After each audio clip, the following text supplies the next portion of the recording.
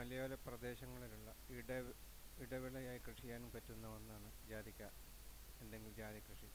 ചെറുകിട പരിമിത കർഷകർക്ക് അവൻ്റെ പുരയിടങ്ങളിൽ മൂന്നോ നാലോ അല്ലെങ്കിൽ ഭൂമിയുടെ വിസ്തൃതി അനുസരിച്ച് ഇത്തരം ചെറു തൈകൾ നട്ടുപിടിപ്പിച്ച് വർഷകാലത്തിന് മുമ്പ് തന്നെ പരിചരണം ആരംഭിച്ചാൽ വേനൽക്കാലങ്ങളിൽ പുതയിട്ടും മറ്റുമൊക്കെയായി സംരക്ഷിക്കപ്പെടാവുന്ന ഒരു ഇടവിള കൃഷിയായി ജാതി കൃഷിയെ മാറ്റാൻ കഴിയും. ഇന്ന് ഗ്രാമ്പൂ, ജാതി ഇവയ്ക്ക് നല്ല വില കിട്ടുന്നുണ്ട്. അതുപോലെ തന്നെ വേനൽക്കാലങ്ങളിൽ ജാതിയുടെ ചുവട്ടിൽ പുതയിട്ടാൽ കരിയിലയും മറ്റൊക്കെ തൂത്ത് കുട്ടിയിട്ട് ഒന്ന് നനച്ചു കൊടുത്താൽ അവർ അതിന് കാര്യമായ പരിചരണമായി. അതുപോലെ തന്നെ തേങ്ങയുടെ മടലുകളും മറ്റുമൊക്കെ ചുവട്ട് ഇട്ട് കൊടുത്ത് വർഷകാലത്തെ വെള്ളം സംരക്ഷിച്ച് അവിടെ നിർത്താനും കഴിയും. ഇതാണെങ്കിലും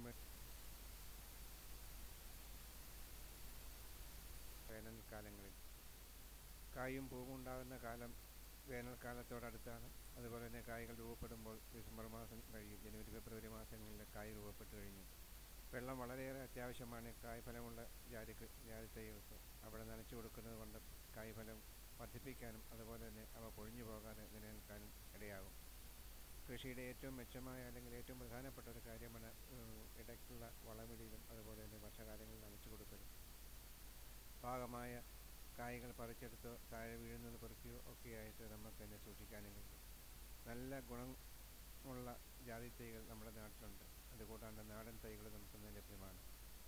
ഒട്ടു ജാതിയും അല്ലാത്ത നാടൻ ജാതിയും ഒക്കെയായി ധാരാളം ജാതി തൈകൾ നമുക്കിന്ന് ലഭ്യമാണ്.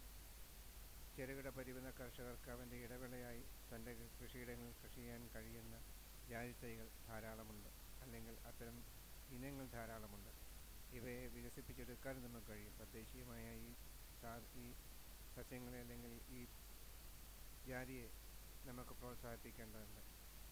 കർഷകൻ്റെ ഒരു ഇടവിളയായിട്ട് ഇതിനെ മാറ്റാവുന്നതാണ്. പുരയിടങ്ങളിലെ റബ്ബറും തെങ്ങും ഒക്കെ ഉണ്ടെങ്കിൽ പോലും അവയെ നമുക്ക് ഈ രൂപത്തിൽ സംരക്ഷിച്ച് വളർത്താം.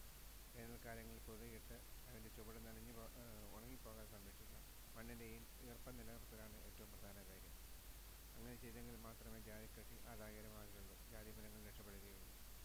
മറ്റുള്ള എല്ലാ കൃഷിയും നഷ്ടത്തിലേക്ക് കുത്തുമ്പോഴും ജാതിയും ഗ്രാമ്പും നല്ല ആദായം തരുന്ന കൃഷി ആയി മാറുന്നുണ്ട്. പക്ഷേ സംരക്ഷണവും മറ്റു കാര്യങ്ങളും യഥാസമയം നടത്തുന്നില്ല എങ്കിൽ അതുകൊണ്ട് കാര്യമായ പ്രയോജനം ചെയ്യാതെയും വരും. റബ്ബറിൻ്റെ വില ഇടിഞ്ഞതോടുകൂടി മറ്റ് കൃഷിയിലേക്ക് മാറി വരുന്ന ചെറുകിട പരിമിത കർഷകരെ ഇത്തരം ഈ കാര്യങ്ങളെ സംബന്ധിച്ച് ആലോചിക്കാവുന്നതാണ്. അല്ലെങ്കിൽ അതിന് ഒരു സ്ഥലം നീക്കി വയ്ക്കാവുന്നതാണ്. ഇങ്ങനെ ഇടവിളയായി കൃഷി ചെയ്യാവുന്ന ജാതിയും ഗ്രാമ്പും നമ്മുടെ കൃഷിയിടത്തിലെ ഒരു പ്രധാന കാര്യമായിട്ട് വരേണ്ടതും വളരെ അത്യാവശ്യമാണ്. അങ്ങനെയൊക്കെ ചെയ്താൽ നമുക്ക് കൃഷിയിലെ നഷ്ടം നികത്താൻ കഴിയും. അതുമാത്രമല്ല, പാരമ്പര്യമായി പല പുരയിടങ്ങളിലും ഉണ്ടായിരുന്നതാണ്. അവയെ നിലനിർത്തുന്ന വഴിയായി നമുക്ക് പുതിയ ഉൽപ്പന്നങ്ങളും പുതിയ പ്രോഡക്റ്റുകളും അതിൽ നിന്ന് ഉണ്ടാക്കാനും കഴിയും. അവയുടെ ഗുണമേന്മയുള്ള മൂല്യവർദ്ധിത ഉൽപ്പന്നങ്ങൾ ഇതിനെ നിർമ്മിക്കുന്നതിനായിട്ടുള്ള ശ്രമങ്ങളും ആരംഭിച്ചിട്ടുണ്ട്. ഇതാണെങ്കിലും വേണ്ടില്ല, അത്തരം വഴിയുള്ള ഒരു ചിന്തയും നമുക്ക് ഉണ്ടാകേണ്ടിയിരിക്കുന്നു. കൃഷിയിൽ നൂതന മാറ്റങ്ങൾ വരുത്തിയെങ്കിൽ